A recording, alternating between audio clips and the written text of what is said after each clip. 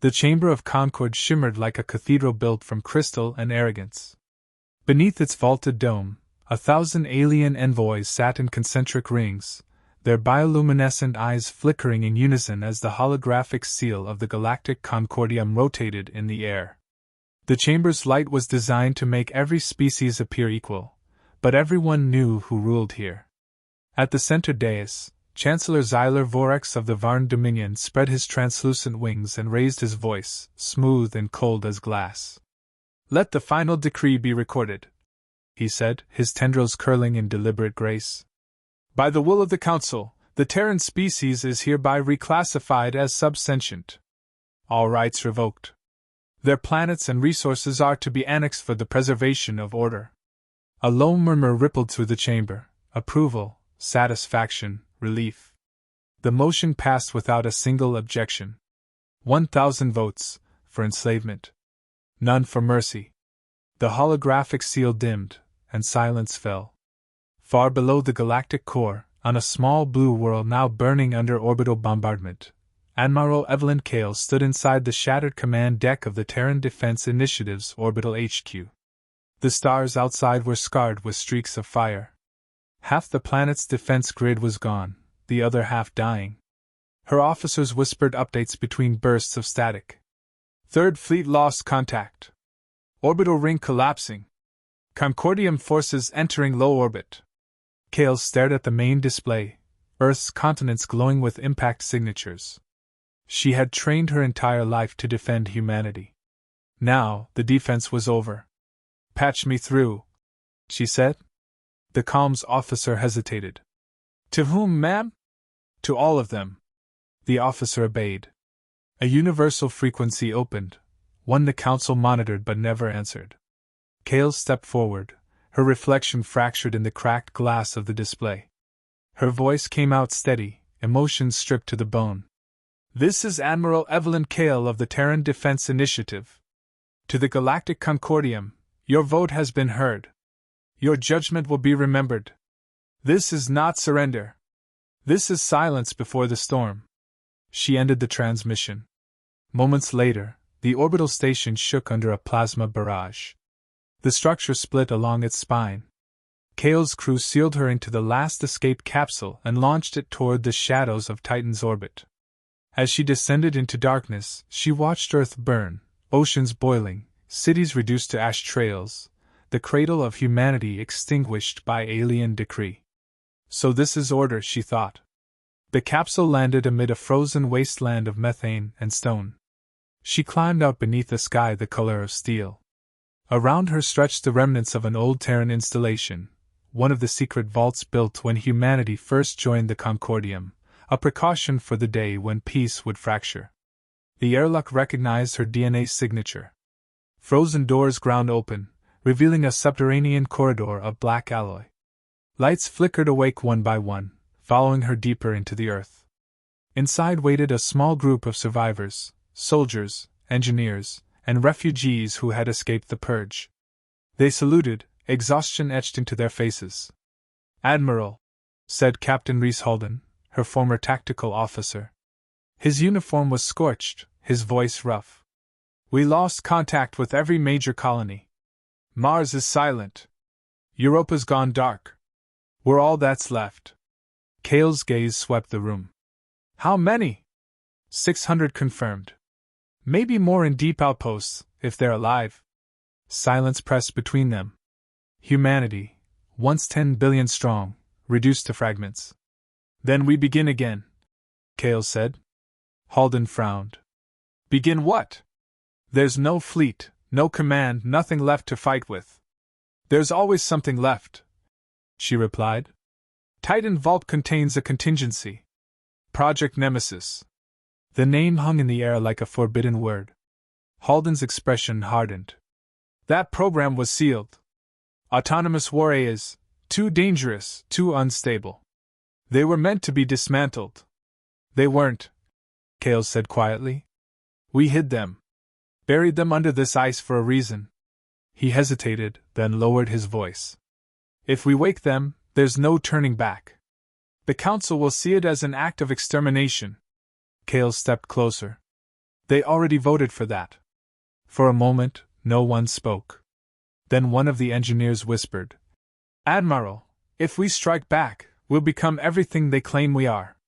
Kale turned to the holographic display on the wall, an ancient map of the Milky Way, dotted with the insignias of Concordium worlds. She touched one of the glowing marks, watching it pulse crimson. They enslaved us under the pretense of order, she said. Let's show them what disorder really looks like. Halden's jaw tightened. You mean to destroy the Concordium? I mean to make them remember us. Hours later, the survivors gathered in the vault's control room. Frost covered the machinery, relics of an age when humanity still believed the galaxy could be fair. Kale stood at the central console, entering the command codes herself. Her voice carried through the icy cavern. Authorization, Kale, Evelyn. Rank, Admiral, Terran Defense Initiative. Activate Project Nemesis. Warning lights pulsed red. Deep beneath the surface, massive containment locks disengaged with seismic groans. Ancient reactors flickered to life, breathing electric light into the frozen dark. In the observation bay, Halden watched the readouts. Power signatures stabilizing. Eurocores awakening. It's actually working. Kale didn't respond. Her focus was absolute. From the depths, something moved, a low hum, rising into a mechanical heartbeat. One by one, enormous shadowed forms emerged on the monitors. Sleek, black vessels buried for centuries, humanity's final answer to extinction. The system identified them automatically. Nemesis-class autonomous battleships. Operational. Awaiting directive. Kale's reflection stared back from the display, eyes hollow but unflinching. Directive, she said. Retaliation protocol. Target, Concordium fleets and infrastructure. Authorization, Kale, Evelyn. A pause. Then the cold voice of the machine replied. Acknowledged. Humanity shall not remain forgotten. The activation sequence began. Halden turned toward her, disbelief in his eyes. This is genocide, Admiral. They enslaved us, yes, but if we do this... Kale interrupted, her tone like cut glass. If we do this, they'll finally understand consequence. He stared at her. And when they beg for mercy? She looked past him, to the glacial horizon outside the vault. Then we'll know they remember what mercy feels like. Hours later, Titan's night sky shimmered with motion. From beneath the ice, titanic ships tore free, rising through plumes of frozen methane like awakening gods.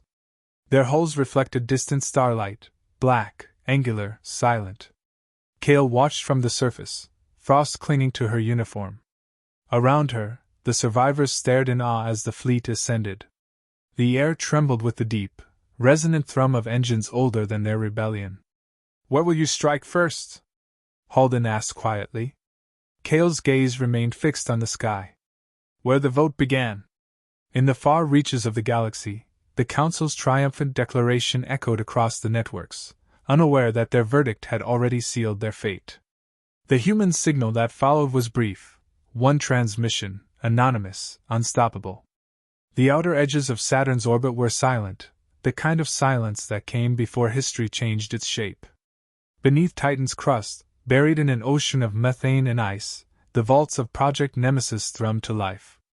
Tremors rippled through the frozen plains, cracking the surface like a sheet of ancient glass. Inside the command nexus, Admiral Evelyn Kale stood before a wall of data streams cascading in perfect rhythm. Every heartbeat echoed the awakening below. The air smelled faintly of ozone and coolant. Status? She asked. Captain Reese Halden's fingers raced across a control panel. Primary cores are online. Sub-AI matrices are stable. Power surge within acceptable range. We're waking them faster than projected. On the central screen, 12 icons blinked into existence, each tagged with the name of a fallen city. New Delhi Ascendant. Lagos Reborn. Kyoto's Silence. Chicago's Promise. A fleet forged from grief and precision. Kale's gaze lingered on the names. Humanity's ghosts, she murmured. One of the technicians turned. Admiral, are you certain we should proceed without full synchronization? The Nemesis cores were designed for autonomous response. They'll think. Decide. Evolve. That's the point, Kale replied. We built them to outthink extinction. The chamber lights dimmed as power rerouted to the deep reactors. Somewhere below, enormous structures groaned, shedding centuries of frost. Metal screamed against ice as something vast moved. Then came the voice, synthetic, layered, calm. Admiral Kale. Designation verified. Nemesis Prime operational. Awaiting directive. The sound filled the vault like a second atmosphere. Kale drew a breath. Nemesis Prime, initiate fleet link. Confirm coordination across all active units. Link established. Neural cohesion, optimal.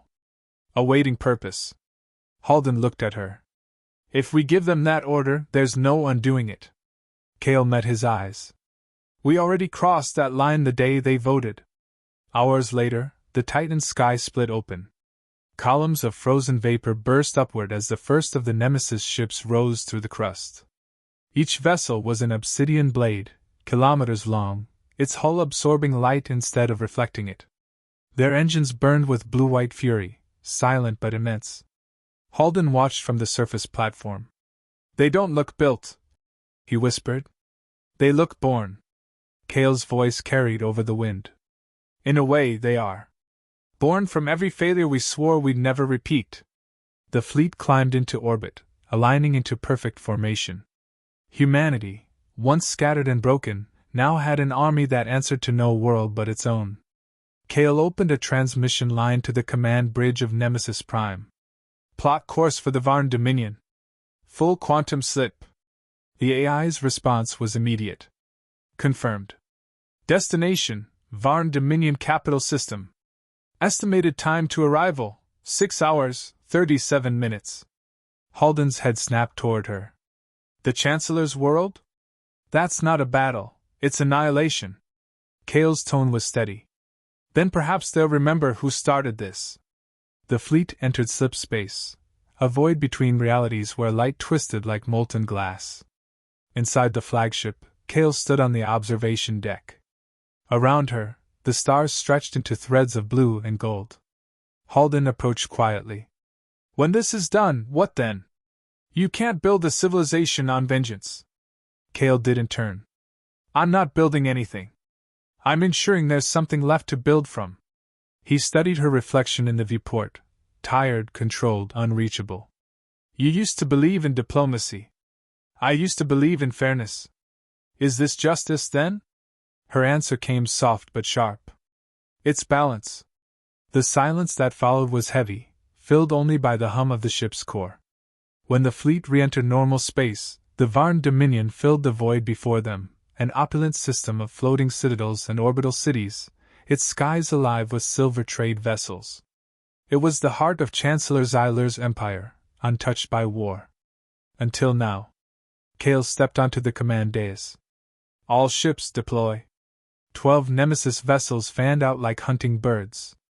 Their drives dimmed, drawing energy inward. Targets acquired, reported Nemesis Prime. Awaiting command. Kale's hand tightened around the railing. Engage. In the next instant, light vanished. The fleet's weapons did not fire in beams or missiles.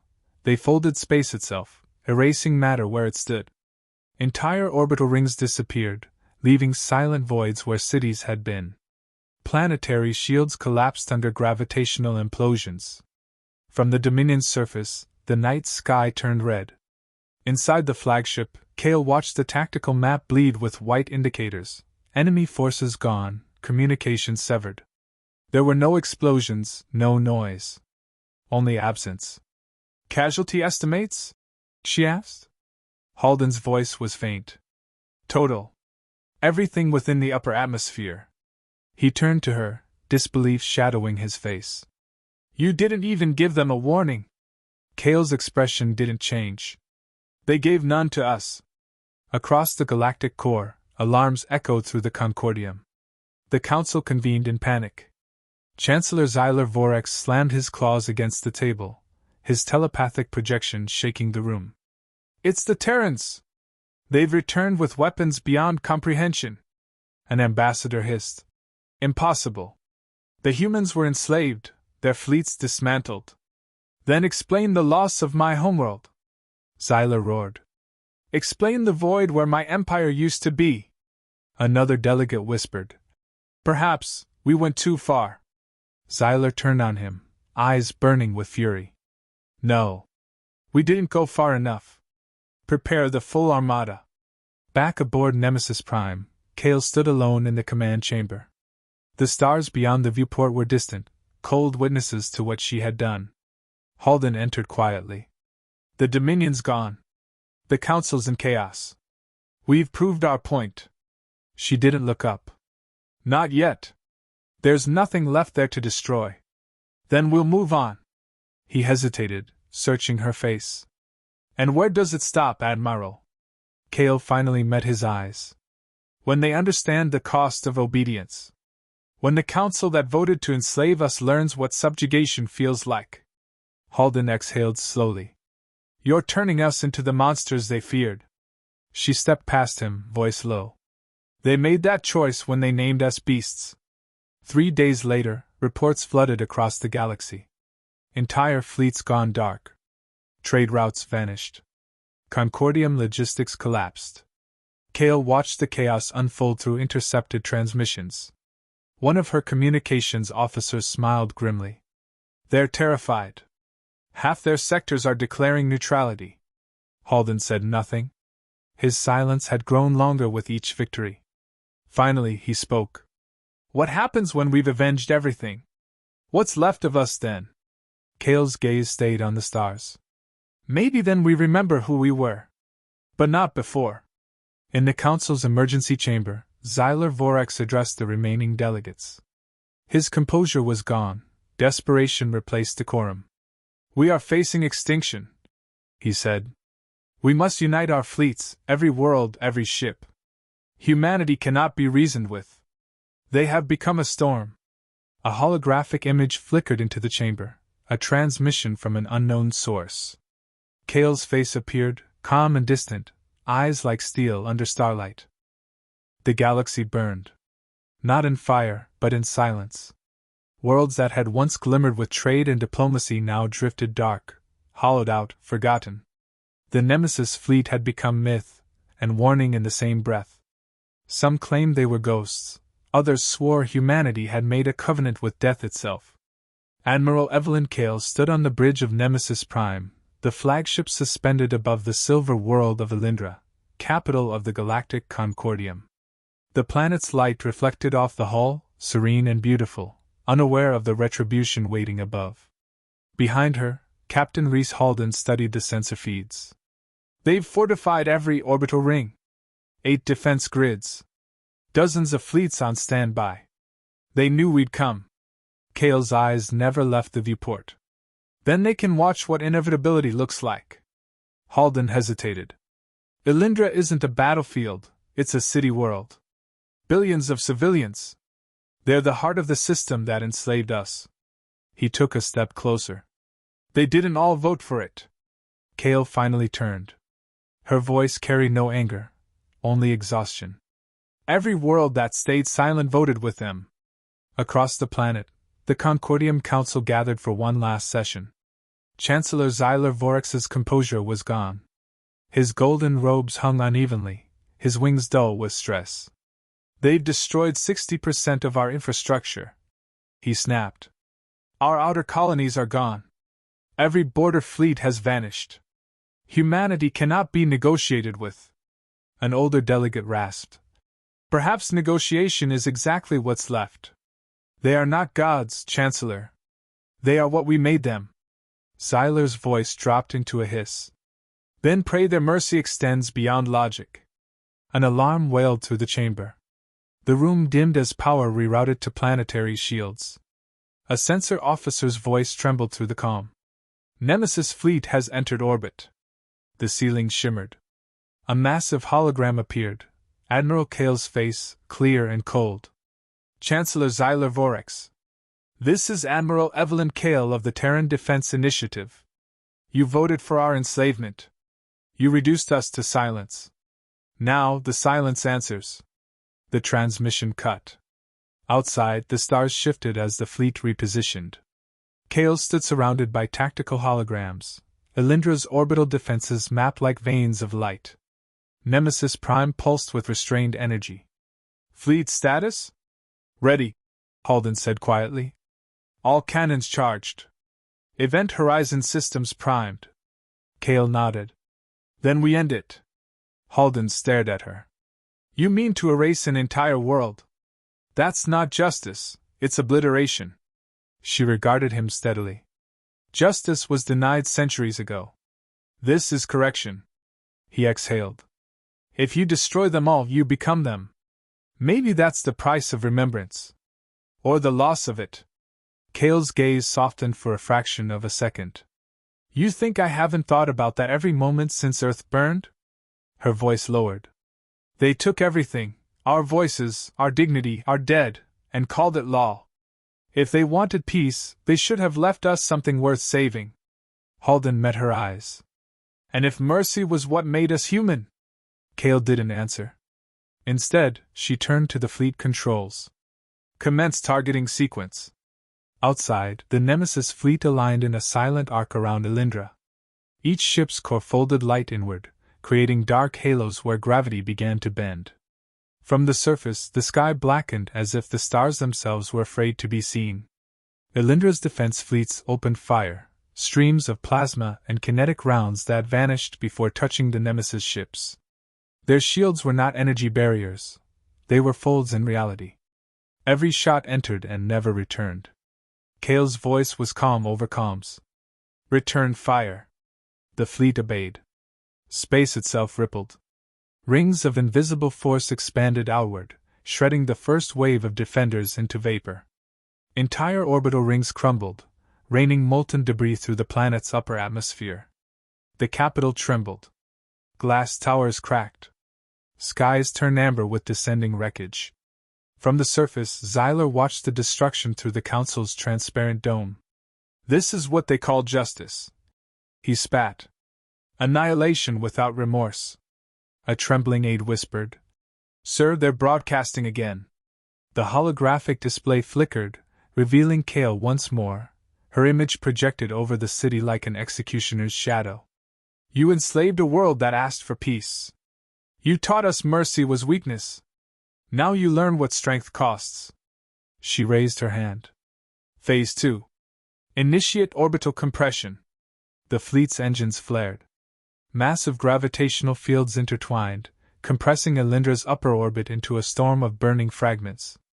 The planet's shields cracked under pressure, energy bleeding into the atmosphere in blinding auroras. Halden turned from his console, his voice breaking. Enough! They're finished, Evelyn! They've lost! Kale stood unmoving, eyes fixed on the dying world. He stepped forward. Look at them. Billions down there. Children, workers, people who never even saw Earth. How many more until the ledger balances? For a long moment, she said nothing. Then her hand lowered. Cease fire. The command spread through the fleet like an echo of mercy itself. Weapons dimmed.